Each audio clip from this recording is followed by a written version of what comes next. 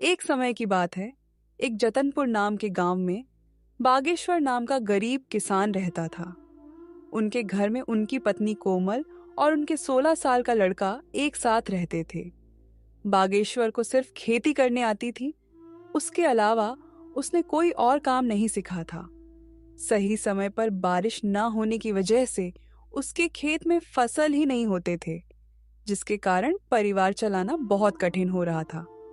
एक दिन सुनिए जी, आज तो घर में बिल्कुल भी कुछ राशन नहीं है। मुझे तो कुछ समझ नहीं आ रहा कि अब मैं क्या करूं। अरे कोमल, तुम चिंता मत करो, मैं कुछ करता हूँ। बस इतना कह के बागेश्वर घर से चला जाता है।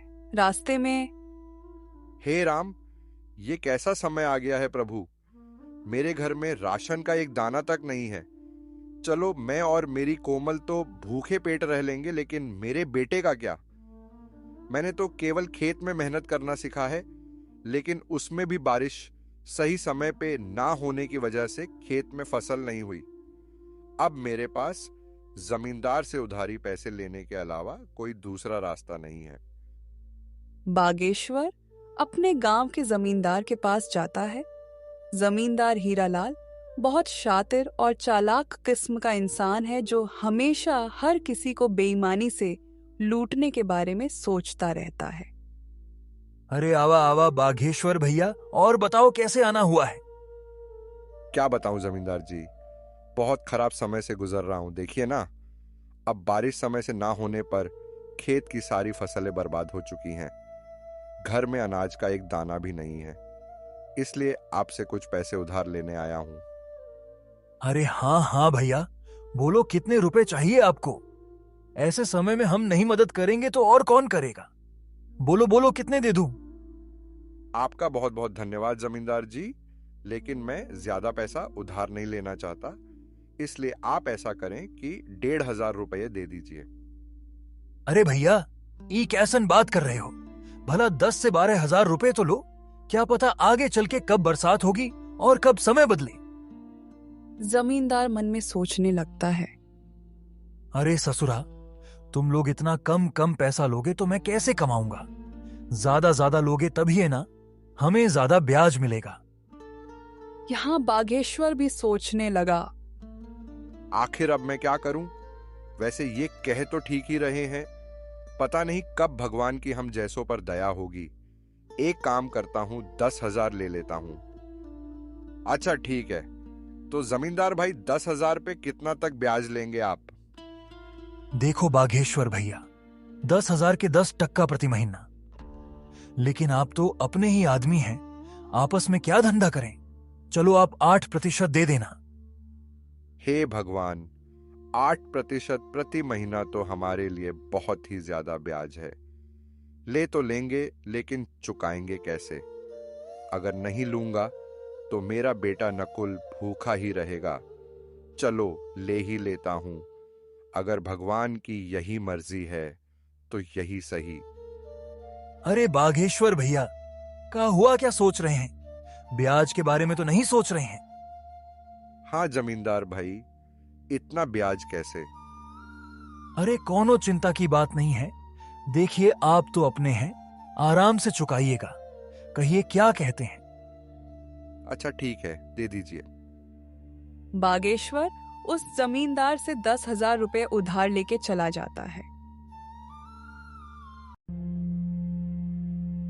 चलो अब जल्दी जल्दी बाजार से राशन और नकुल के लिए कुछ खाने को ले लेता हूं। आज मेरा बेटा तो खुश हो जाएगा। बागेश्वर जल्दी जल्दी बाजार से सामान लेके घर के लिए वापस हो जाता है। घर पहुंचते ही कोमल बागेश्वर के हाथ में सामान देखकर खुश हो जाती है और कहती है, अजी, ये सामान पैसे कहाँ से मिले जी। देखो कोमल, मुझे पता है तुम मुझ पर गुस्सा करोगी, लेकिन मेरे पास और कोई चारा भी नहीं था। मैं समझ गई जी, आपने किसी से उधारी पैसे लिए होंगे। पर कोई बात नहीं, मैं भी वही सोच रही थी। लेकिन ऐसे समय में गांव में किसी के पास देने के लिए पैसे नहीं हैं। तो क्या आप जमींदार से उधारी पैसे लेके आए हो? हाँ कोमल, लेकिन तुम चिंता मत करना, भगवान के घर देर है अंधेर नहीं। अभी इस वक्त मेरे बेटे से बढ़ के और कुछ नहीं है। हाँ, आप कह तो सही रहे हो, लेकिन वह जमींदार बहुत चालाक और बेईमान है। वह बहुत ज्यादा ब्याज लेता है और समय पे पैसे ना देने पर खेत या घर छीन लेता है। आपने कितने रुपए उधार लिए? मैंने तो 1,500 ही मांगे थे, पर उसने कम से कम 10,000 या उससे ऊपर लेने बोला, इसलिए मैंने 10,000 ले लिए। सुनो ना कोमल, अब मेरे बेटे के आने का टाइम हो गया है। मैंने ये कुछ सामान लाया है, जाओ सबके लिए कुछ अच्छा सा बना दो। जी, आज तो मेरा बेटा खुश हो जाएगा। इतना कह के कोमल रसोई में चली जाती है। कोमल ने बहुत ही स्वादिष्ट खाना बनाई। खाने की खुशबू पूरे घर में महक रही थी। वाह कोमल, तो अपने बेटे की मनपसंद खीर बना रही हो। दोपहर में नकुल घर आ जाता है। अपना पसंदीदा खाना देखकर वो बहुत खुश हो जाता है। बड़े दिनों बाद बागेश्वर के परिवार में आज सभी के चेहरे पर खुशी थी। माँ, खाना तो बहुत बहुत ज्यादा स्वादिष्ट था। आज तो सच में माँ, मजा आ गया। अच्छा पापा, मेरे दोस्त सोमनाथ ने आज मुझे बुलाया है। कह रहा था कि आज वो मुझे अपने पापा से मिलवाने वाला है, इसलिए मैं वहां जा रहा हूं। 1-2 घंटे में वापस आ जाऊंगा। ठीक है बेटा, जाओ, लेकिन संभल के जाना और संभल के आना, ठीक है? हाँ पापा, आप फिक्र मत करो, मैं अच्छे से जाऊंगा और अच्छे से आऊंगा। इतना कह के नकुल घर से निकल जाता है।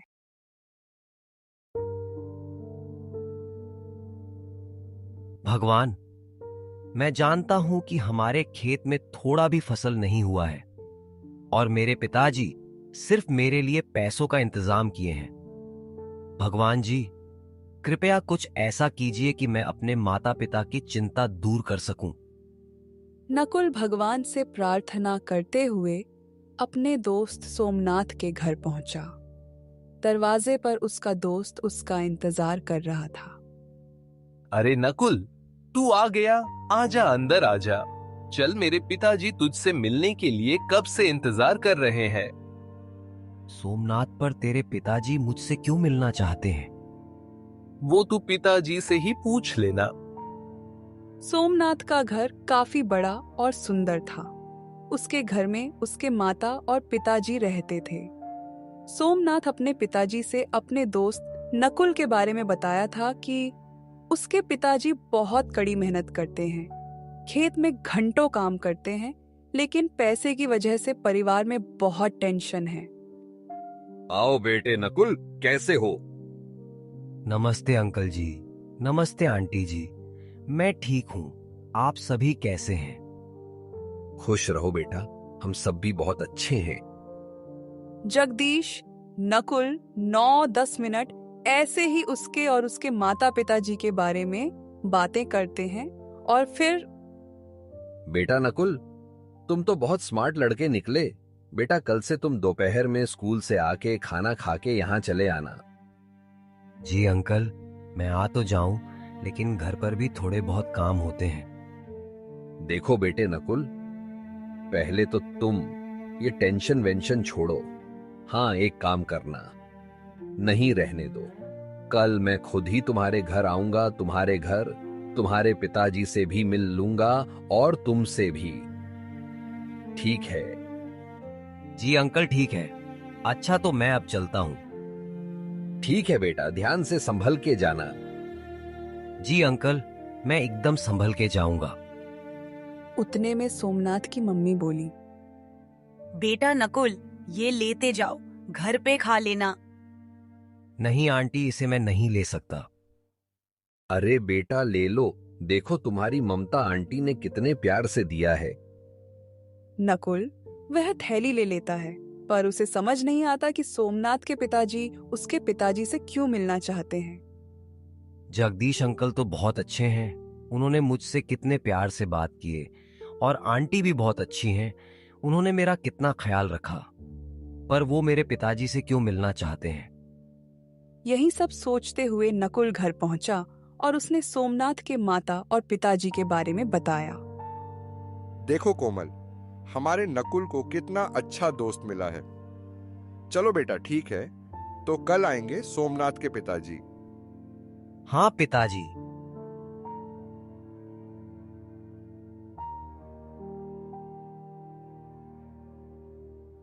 अगले दिन दोपहर में सोमनाथ अपने पापा को नकुल के घर ले आया। अरे बेटा नकुल, घर में नहीं बुलाओगे? अरे सर, आइए आइए। अरे कोमल देखो, हमारे नकुल के दोस्त और उनके पापा आए हैं। कोमल फट से सोमनाथ के पापा के लिए दूध वाली चाय बनाकर ले आती है। चाय पीने के बाद जगदीश जी बागेश्वर जी से कहते हैं, सुनिए बागेश्वर जी, मैं आपसे थोड़ी बात करना चाहता हूं। जी सर, कहिए क्या कहना चाहते हैं। जी, आप मुझे सर मत कहिए, मैं भी आपका दोस्त जैसा हूं, इसलिए मुझे जगदीश कह के बुलाइए। अरे अच्छा ठीक है, जगदीश जी बोलिए, आप क्या कहना चाहते हैं। जगदीश बागेश्वर को घर से थोड़ा बाहर ले जाके कहते हैं, बागेश्वर जी, मेरा बेटा नकुल को अपना बहुत अच्छा दोस्त मानता है। उसने मुझे बताया कि नकुल बहुत समझदार और अच्छा लड़का है, पर गरीबी के कारण से वो पढ़ाई छोड़ने की बातें कर रहा है। भगवान की दया से अब जाके हमारा सोमनाथ खुश रहने लगा है, नहीं तो पहले वो सिर्फ अकेला ही रहता था, क्योंकि उससे कोई दोस्ती ही नहीं करता था। अब क्योंकि आपके नकुल के कारण से मेरा बेटा खुश है, इसीलिए मैं उसकी पढ़ाई की फीस भरना चाहता हूं। आप अब टेंशन भूल जाइए, समझे?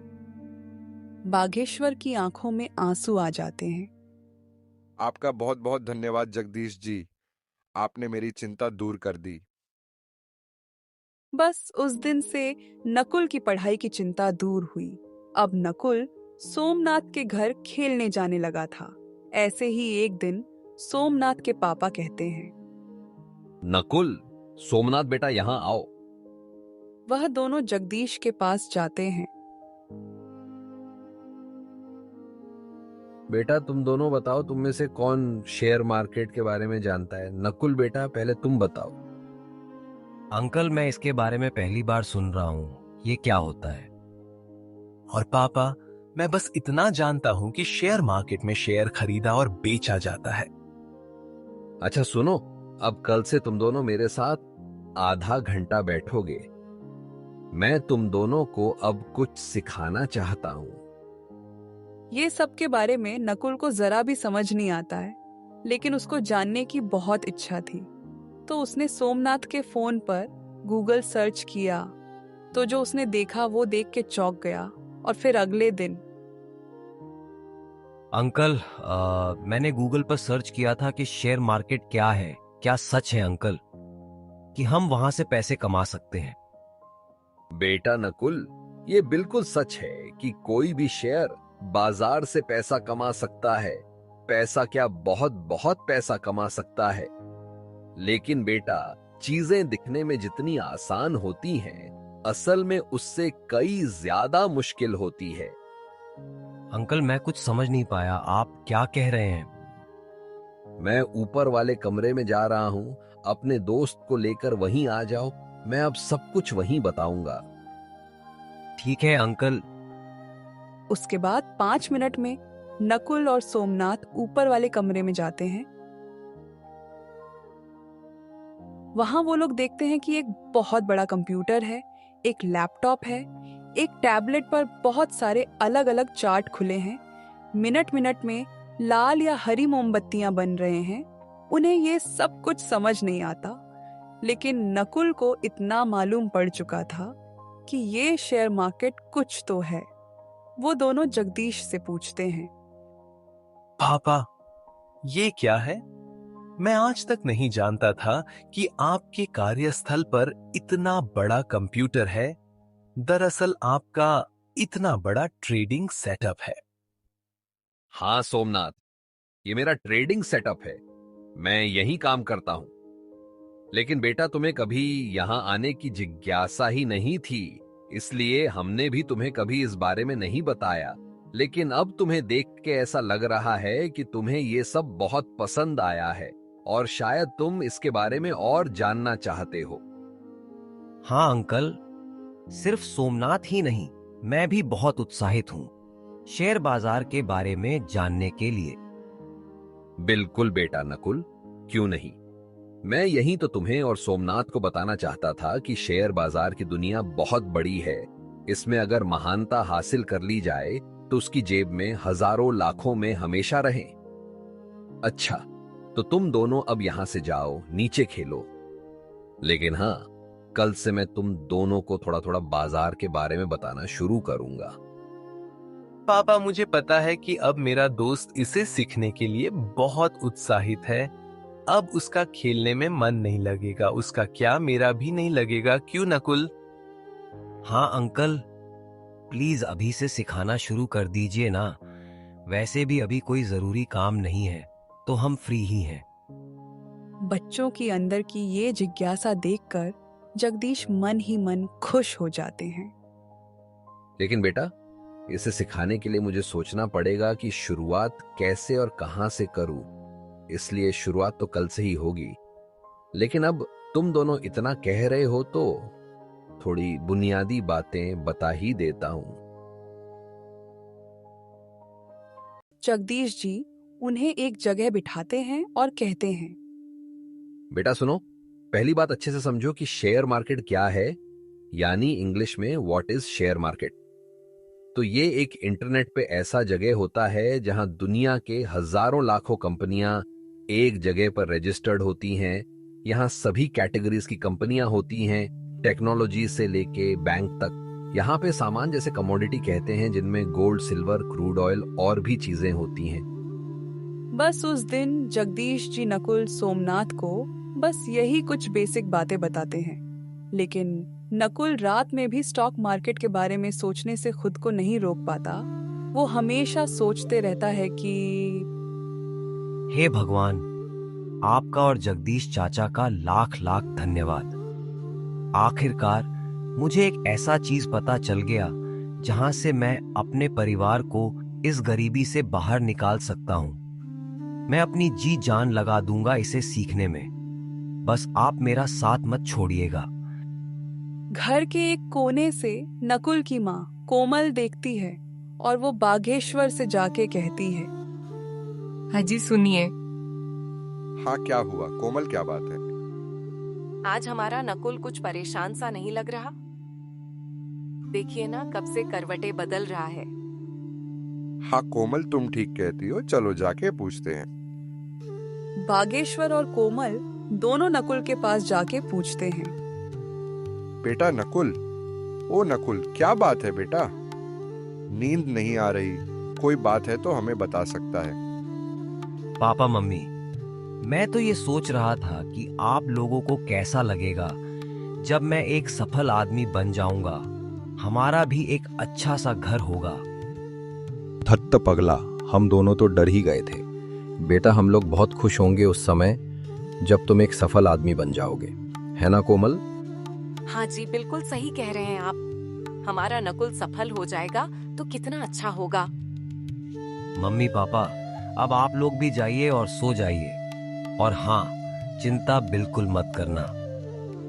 फिर बागेश्वर और कोमल भी सोने चले जाते हैं। अगले दिन नकुल अपने साथ एक कलम और एक किताब लेके बहुत उत्साह के साथ सोमनाथ के घर जाता है।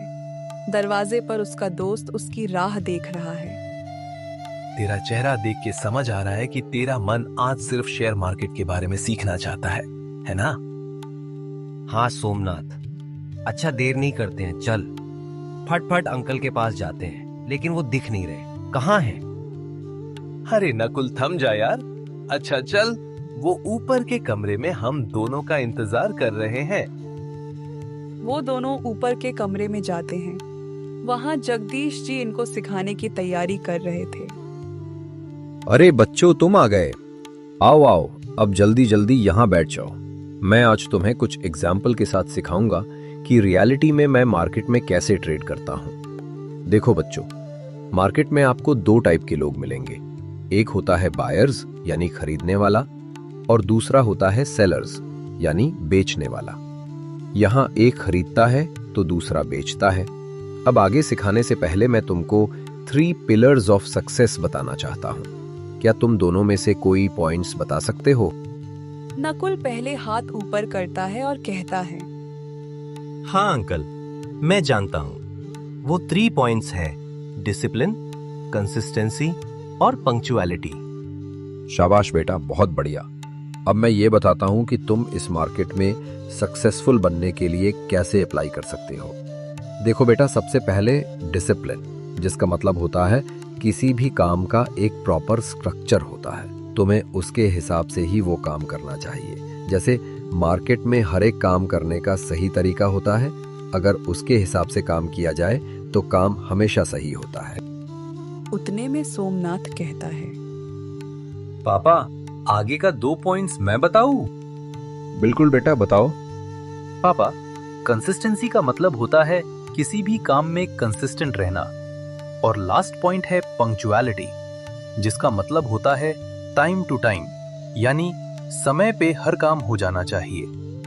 पापा, ये 3 पॉइंट्स के हिसाब से अगर हम मार्केट में रहते हुए अपने डिसिप्लिन को फॉलो करते हैं और दूसरे काम में कंसिस्टेंसी और पंक्चुअलिटी बनाए रखते हैं, तो हम एक सफल ट्रेडर या इन्वेस्टर बन सकते हैं। क्या मैंने सही बोला पापा? अरे बेटा, तुम बिल्कुल सही बताए हो, लेकिन तुमको पहले से ये सब पता है? हाँ पापा, हमको इसके बारे में कॉलेज में पढ़ाए थे और शेयर मार्केट के बारे में मैंने भी थोड़ी बहुत रिसर्च की थी। उसके अगले 30-40 दिन में जगदीश जी ने बच्चों को शेयर मार्केट के बारे में सब बता दिया था।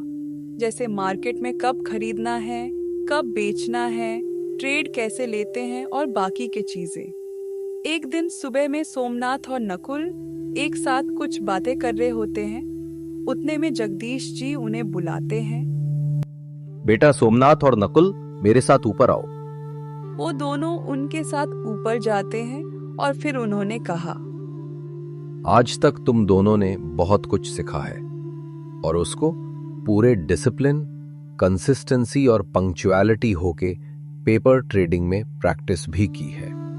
अब बारी है रियल पैसे से ये सब करना।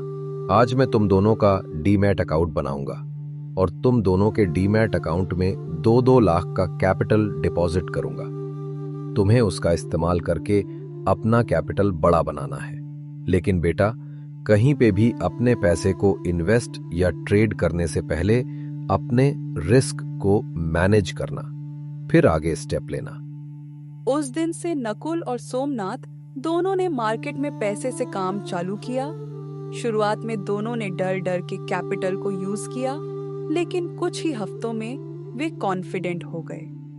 अब वह दोनों धीरे धीरे छोटे छोटे प्रॉफिट्स बुक करने शुरू कर दिए थे।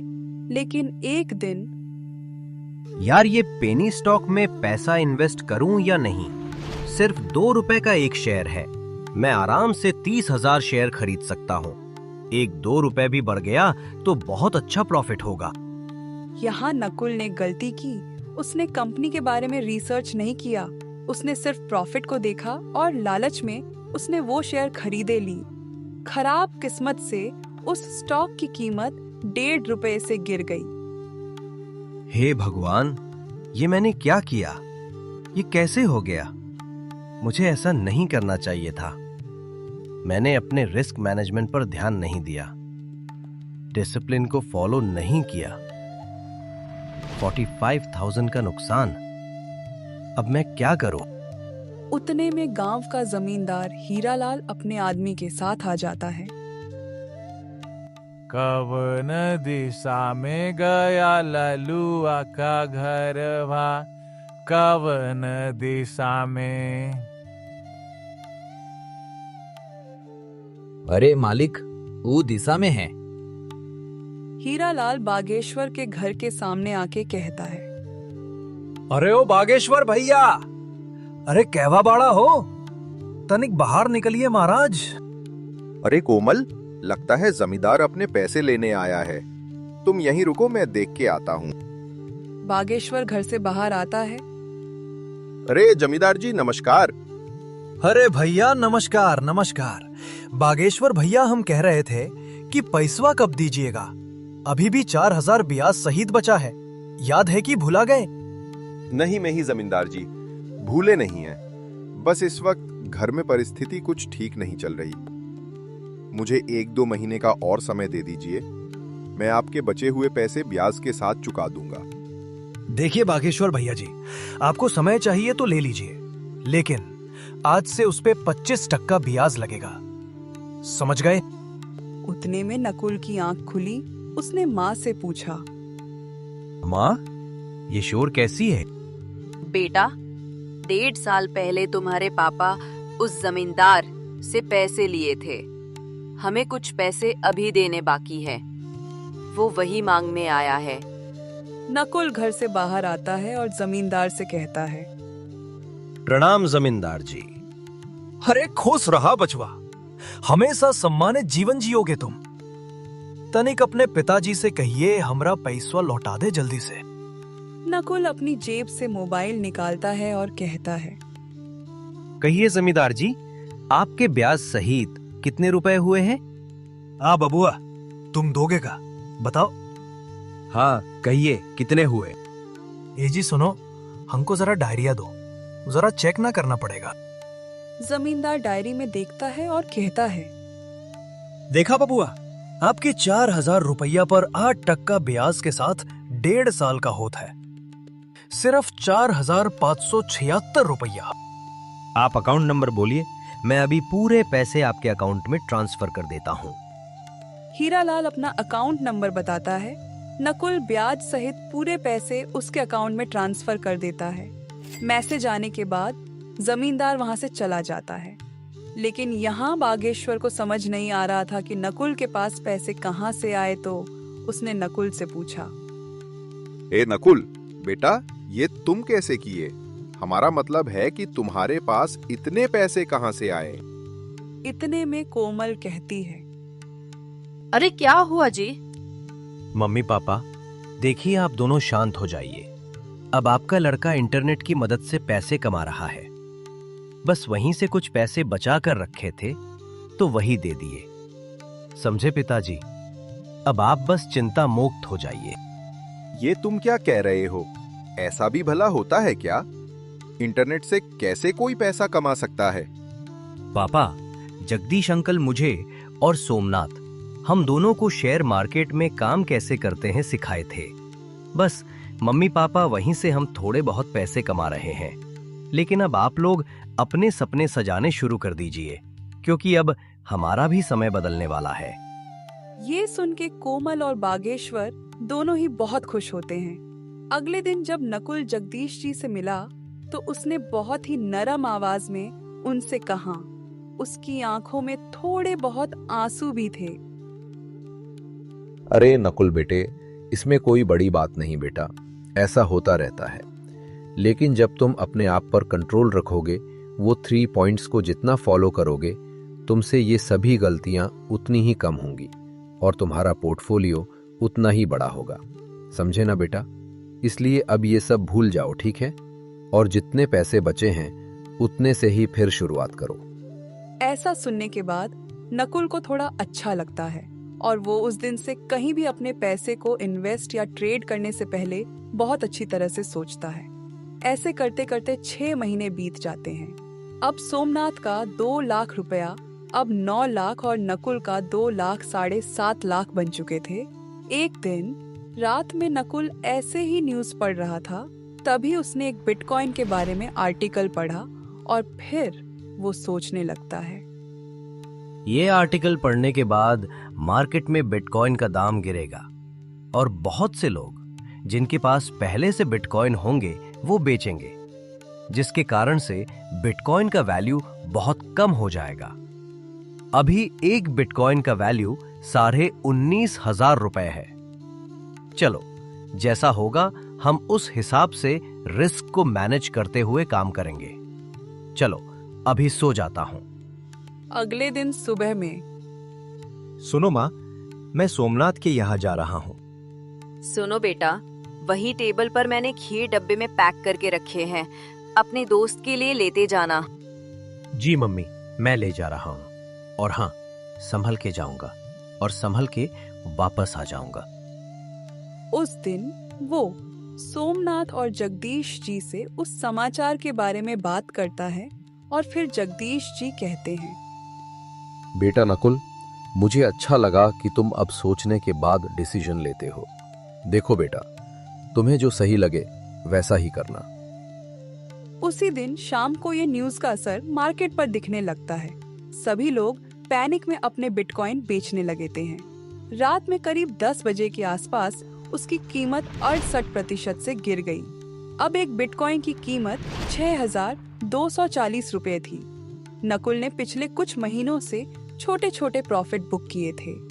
रिस्क लेने के लिए तैयार था, इसलिए उसने रात में 40 बिटकॉइन खरीद लिए और फिर सो जाता है।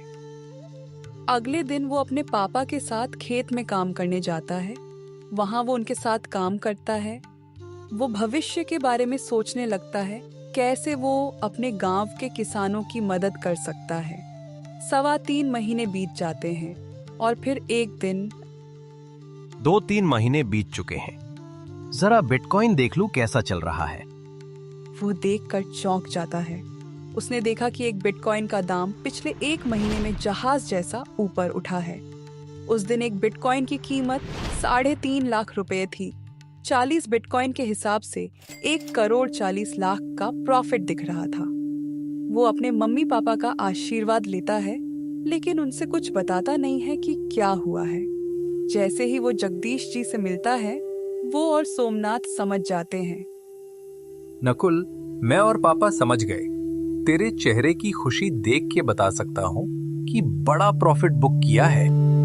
भाई, यहाँ मेरा दिल 180 का रफ्तार पकड़ लिया है। मैंने जैसे ही देखा यहाँ चले आया। क्या हुआ बेटा, तुमने अभी बुक नहीं किए हो? नकुल अपने मोबाइल में प्रॉफिट दिखाता है। जगदीश जी और सोमनाथ दोनों चौंक जाते हैं। अरे वाह नकुल बेटे, 1,40,00,000 का प्रॉफिट, इतना तो मेरा और सोमनाथ का मिला के भी नहीं होगा। हम तुम्हारे लिए बहुत खुश हैं। अरे वाह मेरे दोस्त, अब आगे क्या सोचा है तूने? अंकल, मैं सोच रहा हूँ कि 30 बिटकॉइन का प्रॉफिट बुक कर लूं और बाकी के 10 को होल्ड करूं। ये तो बहुत अच्छी बात है बेटे। अब चलो तुम्हारे मम्मी पापा को खुशखबरी देते हैं। इतने में सोमनाथ की मम्मी आ जाती हैं और कहती हैं, अरे कौन सी खुशखबरी की बात हो रही है? वो सभी नकुल के लिए बहुत खुश होते हैं और मिठाई का डब्बा लेके उसके घर पहुंचते हैं। दरवाजे पे कोमल उन सबको आते हुए देखती है। वो सबने उनको जो भी हुआ उसके बारे में बताते हैं। क्या बात कर रहे हो जगदीश जी? अरे सुनती हो कोमल, अब हमारा बेटा करोड़पति बन गया है। सब बहुत खुश हो जाते हैं। नकुल और सोमनाथ ने मिलके गांव में सोलर पैनल लगवाए और बोरिंग करके उसमें पावर मशीन लगवाते हैं, जिसकी वजह से अब गांव के किसानों की पानी की चिंता खत्म हुई। अब वो गांव के हर आदमी को बताते हैं कि पैसे सिर्फ खेती में काम करने से नहीं, दिमाग से भी कमाए जा सकते हैं। इसलिए अपने बच्चों को जरूर पढ़ाएं।